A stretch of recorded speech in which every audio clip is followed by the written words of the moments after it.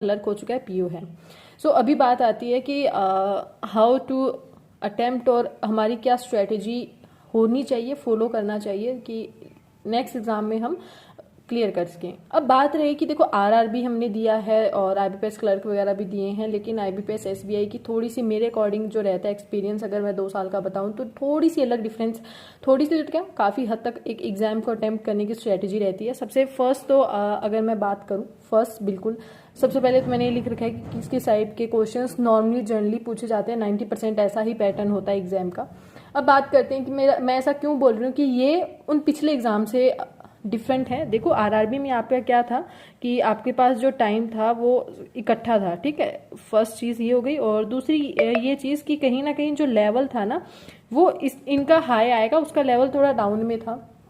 Okay तो उसमें मैंने जो प्रीवियस वीडियोस बनाई हैं उनमें आप देख सकते हो, चाहे तो कंपैरिजन कर लेना। मैंने एक चीज़ कही है कि आप चूजी मत बनो, चूजी इन द सेंस कि आप क्वेश्चन को ढूंढो मत। आप अगर लगातार करोगे तो काफी अच्छे खासे आपके अटेम्प्ट हो सकते हैं, आपकी स्पीड अच्छी बनेगी, ठीक है। उस टाइम मेरा आरआरबी में ये मेरी स्ट्रेटेजी थी, लेकिन यहाँ मैं अपनी चेंज करूंगी जस्ट बिकॉज अभी तो 1 तारीख को आरआरबी पीओ मेंस है, ठीक है। उसके बाद में कॉन्टिन्यूसली हम इनके प्री के मॉक्स स्टार्ट करेंगे।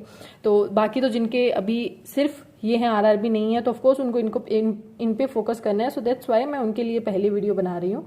तो एक चीज़ जो आपको ध्यान में रखनी है कि इन एग्जाम्स में आईबीपीएस पीओ और एसबीआई में आपको चूजी बनना होगा। इन द सेंस आपको क्वेश्चंस फाइंड आउट करने होंगे अपने कंफर्ट के अकॉर्डिंग। आप किस में बेस्ट हो वो क्वेश्चन पहले ढूंढने होंगे। आप कौन से क्वेश्चन जल्दी कर सकते हो वो क्वेश्चन आपको ढूंढने होंगे कि कहीं ना कहीं एक पार्ट सिक्योर करना होगा। देखो आरआरबी में क्या था ना, 60+ 70+ स्टूडेंट्स जैसे करके आ रहे थे। लाइक 80 में से अगर हम बात करें 90% क्वेश्चन स्टूडेंट्स वर डूइंग, ठीक है, 85 to 90%। जबकि आईबीपीएस और एसबीआई में दोनों में ही ऐसा नहीं होने वाला है, क्योंकि उसमें हम बात करें कि आईबीपीएस में आप 100 में से 90 कराओगे, नहीं, दिस इज नॉट पॉसिबल, ठीक है। हाँ मे बी रेयर चांस हो सकता है कि एग्जाम का लेवल यूज अकॉर्डिंग आ जाए काफी, तो हो सकता है चांसेस, अदरवाइज नहीं है। हाँ आप अगर 75 to 80 और मे बी 85 तक खींच सकते हो, इतना हो सकता है। आईबीपीएस में और एसबीआई में आप 70 to 80 इसके बीच का मार्जिन हमेशा रहता है। अभी तक एग्जाम नहीं हुआ, लेवल नहीं आया कुछ भी, लेकिन एक्सपीरियंस यही कहता है कि इसके बीच के आपके अटेम्प्ट्स रहते हैं।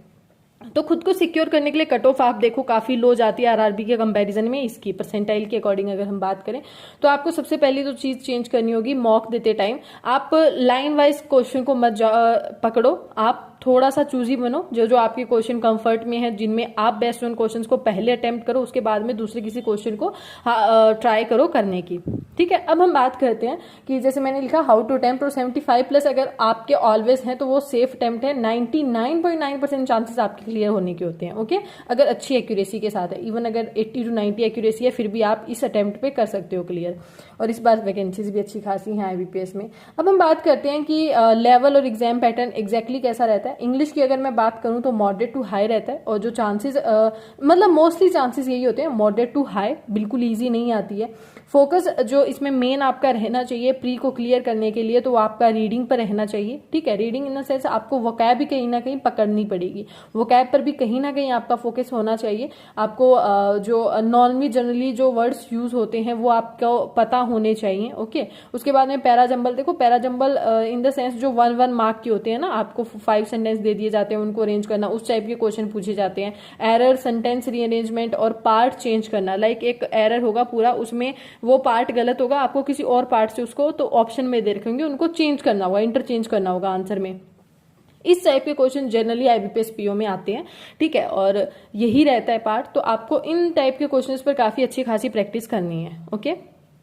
इंग्लिश को सीखना चाहते हो तो आप इंग्लिश स्पीकिंग कोर्स जो मीशा मैम की है 60 डेज चैलेंज है, आपको 60 days challenge in the sense आपको ये कंप्लीट करना है। ये बुक भी आप फॉलो कर सकते हो, मैंने अभी ये ली है बुक और अभी मैंने स्टार्ट की है। मतलब ये होगा तो 50 जैसे इसमें डेज दे रखे हैं इन्होंने कि डे वाइज आपको कैसे करना है कैसे नहीं करना है। मुझे सबसे अच्छी वही लगी, क्योंकि मेरी मैनेजमेंट कभी कभार बहुत गंदी लगती है, मुझे नहीं पता होता है किस दिन मुझे क्या करना है। इसमें जैसे डे 1 आपको रीडिंग की कैसे क्या सीखना है, डे 2 में आपको क्या करना है, एक्जामिनेशन वगैरह हो गए, डे 3 में, और इवन अगर मैं बात करती हूँ इसमें सब आगे दिया हुआ है इन्होंने। और जैसे can, could, should, would, in words का भी हमें यूज नहीं पता होता, तो मैं काफी कंफ्यूज रहती हूँ इनमें, अभी भी रहती हूँ, मैं स्पीकिंग के मामले में बहुत पुअर हूँ। तो इन सब चीजों को सीखने के लिए मैंने ये ली है बुक, आप देख लीजिएगा। अगर आपको सही लगे, आपको लगे कि नहीं मुझे भी कहीं ना कहीं अपने जो बातचीत करना है इंग्लिश में उसको अगर इंक्रीज करना है, अच्छे से करना है, इंटरव्यू के पर्पज से आप अगर लेना चाहो तो इसको फॉलो कर सकते हो। जैसे इसमें आपकी वो भी आएगी, जैसे जैसे आप डे वाइज आगे जाओगे तो ये देखो नाउन आ गया, प्रोनाउन आ गया आपका, ओके। और जैसे यहाँ पर आप देख सकते हो वर्ब, मोडाल्स, एडवर्ब्स, एडजेक्टिव जो मैं बात करी थी, can, could, must, should, would, ठीक है, ये आप फॉलो कर सकते हो। 120 लेकिन याद रखना 120 रूल्स ऑफ ग्रामर है ना मैम की, वो कंप्लीट करने के बाद तो मेरे अराउंड 78 वो हो गई हैं, ठीक है। उसके आगे करने के बाद, कंप्लीट करने के बाद ये book you should follow it, okay. और आप ये बुक परचेज कर सकते हो ऑनलाइन, कैसे भी आपको पता ही है, ठीक है। Of course you are preparing for the banking exam, so you know well कि कैसे लेनी है, ठीक है। सो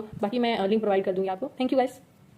अब हम बात करते हैं मैथ्स की। मैथ्स की अगर मैं बात करूं तो देखो सिंगल क्वेश्चन मतलब अर्थमेटिक टाइप क्वेश्चंस आएंगे, और आपको जो स्टार्टिंग में क्वेश्चंस फाइंड आउट करने हैं, जैसे इसमें रीडिंग सबसे पहले लिख रखा है, फिर पैरा जंबल मैंने 1 मार्क्स वाले ये हो जाते हैं इजिली, फिर उसके बाद में ये पार्ट, तो ये लाइन वाइज ऐसे ही आपको मेनली अटेम्प्ट करने का ट्राई करना है। मैथ्स में अगर बात करें नंबर सीरीज ढूंढना आई है कि नहीं, अप्रोक्सीमेशन, सिंप्लीफिकेशन, या आप ढूंढो कि क्वेश्चन में है, पेपर में है, यानी फटाफट ढूंढकर उनको करना है। अब ढूंढने के आपके दो तरीके होते हैं क्वेश्चन को, जैसे आपके ये सारे क्वेश्चन है, ऐसे क्वेश्चंस है।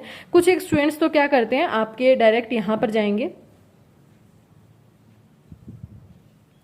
जैसे ये क्वेश्चन उठा लिया उन्होंने, उसको उठाने के बाद में और उसके बाद में जैसे उन्होंने ये क्वेश्चन ढूंढा, ऐसे लाइन वाइज वो ढूंढ रहे हैं। लेकिन इसके अलावा स्ट्रेटेजी होती है, जैसे यहाँ पर लाइन में इस टाइप में क्वेश्चन होंगे, यहाँ आपकी डीआई आ गई, आपको पता है डीआई में 4 क्वेश्चन तो मिनिमम मिलेंगे ही मिलेंगे, अदरवाइज 5 मिलेंगे, तो आप डायरेक्ट इस पर आ जाओ। एक वो क्लिक क्लिक क्लिक क्लिक करना भी ठीक रहता है, जैसे save next save next save next करके भी आप ढूंढ सकते हो, अदरवाइज यहाँ पर आ गए डायरेक्ट यहाँ पर, ठीक है। तो थोड़ा सा माइंड से भी काम लेना है आपको, टाइम सेव उसी तरीके से होता है अगर आप क्वेश्चन को फाइंड आउट करो। फिर क्वाड्रेटिक आपकी रहती है, और उसके बाद में डीआई जनरली आपको 4 देखने की मिलती है, लेकिन एक पैटर्न आपको बताती हूँ। हम डीआई में जैसे मैंने कहा 5 आपको क्वेश्चन मिलते हैं, लेकिन जनरली आपको 4 क्वेश्चन मिलते ही मिलते हैं। कहने का थोड़ा समझिएगा कि अब थोड़ा सा क्या हो रहा है ना कि पैटर्न चेंज हो रहा है। डीआई आपके 4 की भी आती है, कभी बार 6 क्वेश्चन भी आ जाते हैं, जनरली 4 देखे जाते हैं। और पजल में भी सेम ऐसे ही होता है, पीओ की अगर आईबीपीएस और एसबीआई की हम बात करें तो इसमें जो डीआईज होती हैं आपको वो ढूंढनी है। ये नहीं है कि आपकी चारों की चारों डीआई डुएबल होगी, एक काफी इजी होगी, एक आपकी मॉडरेट लेवल, 2 आपकी कहीं ना कहीं कैलकुलेटिव होंगी। ये हमेशा रहता है। पिछले एग्जाम्स आप अगर उठाएं या पिछले रिव्यूज देखें, आप रिव्यू देख लेना यूट्यूब पर, आपको अच्छे मिल जाएंगे। उसके बाद में डीआई की अगर मैं बात करूं तो 2 इजी, मॉडरेट और 2 डिफिकल्ट ये रहती हैं। आपको वो इजी वाली कहीं ना कहीं ढूंढनी है। अब इजी पार्ट अलग अलग हो सकते हैं, मे बी आपके लिए जो डीआई इजी हो पार्ट में वो मेरे लिए मॉडरेट हो, ठीक है। तो वो आपको खुद से कोई और दूसरा नहीं बता सकता कि कौन सी इजी कौन सी मॉडरेट, वो आपको खुद के ऊपर खुद से काम करके पता करनी होगी।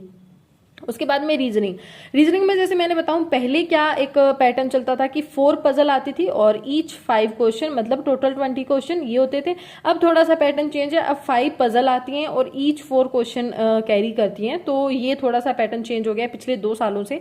और इसमें सिलॉग्स, अल्फा न्यूमेरिक और डायरेक्शन जो ब्लड रिलेशन आता है वो। अब ब्लड रिलेशन में क्या है ना, थोड़ा सा ना ध्यान रखिएगा, आईबीपीएस और एसबीआई पीओ लेवल के जो आते हैं वो इजी नहीं होते हैं। 3 क्वेश्चन कैरी करते हैं, 2 ही करते हैं, लेकिन अच्छे खासे ट्रिकी होते हैं। तो ट्राई, अगर कहीं उलझ जाओ तो उसी टाइम उसको छोड़ देना ज्यादा सही रहता है। ब्लड रिलेशन को अगर बन जाए तो वेल एंड गुड, अगर कहीं अटके तो उसमें प्लीज ज्यादा टाइम मत देना। ये एक्सपीरियंस है, most of the students 99% students का एक्सपीरियंस रहा है, तो इस चीज को याद रखना।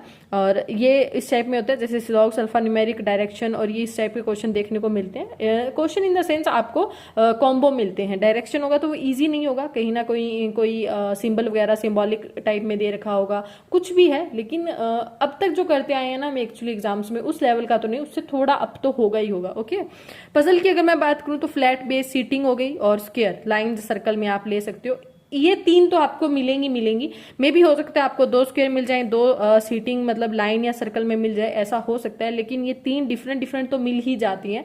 लास्ट ईयर ऐसा ही था कि आपको तीनों के सेट मिल रहे थे। एक स्क्वायर बेस्ड पजल थी, एक लाइन वाइज, मतलब आप अनसर्टेन भी उसको बोल सकते हो, या फिर फ्लैट बेस थी। फ्लैट बेस में मतलब आपको या तो ABCD जैसे 8% दे देंगे, उनके साथ कोई एक और सिस्टम भी दे देंगे, कोई एक और, मतलब जैसे कोई किसी स्टेट से बिलोंग करता है, कोई किसी बुक को पढ़ता है, इस तरह से कुछ भी दे सकते हैं। तो इस टाइप में भी हो सकती है, क्योंकि उनको तो लेवल अभी हाई करने ना कहीं से, तो IBPS SBI को पिछले एग्जाम से डिफरेंट रखेंगे वो। तो ये सब चीजें रहती हैं। तो अभी जो जरूरत है वो कहीं ना कहीं हमें हाई करने की है, okay. So for best mock आप एसके को फॉलो करो। अब एसके का इन द सेंस, पहले मैं आरआरबी वगैरह में इतना प्रेशराइज नहीं करी थी, अब देखो मैं कह रही हूँ आपको you should follow SK, just because वो आपको इसी टाइप का जो होता है ना, चूजी जो आपका एक बिहेव में होना चाहिए, आपके बिहेवियर में जो चूज करने की जो आनी चाहिए ना आदत, वो एसके दिलवा देगा। क्योंकि एसके में मोस्टली जो क्वेश्चन है वो ऐसे ही हैं जिनमें हम ढूंढ कर हमें कर लें तो अच्छा है। लाइन वाइज करेंगे तो उलझ जाएंगे, नंबर 20-25 भी नहीं आएंगे। सेम मेरे साथ होता है,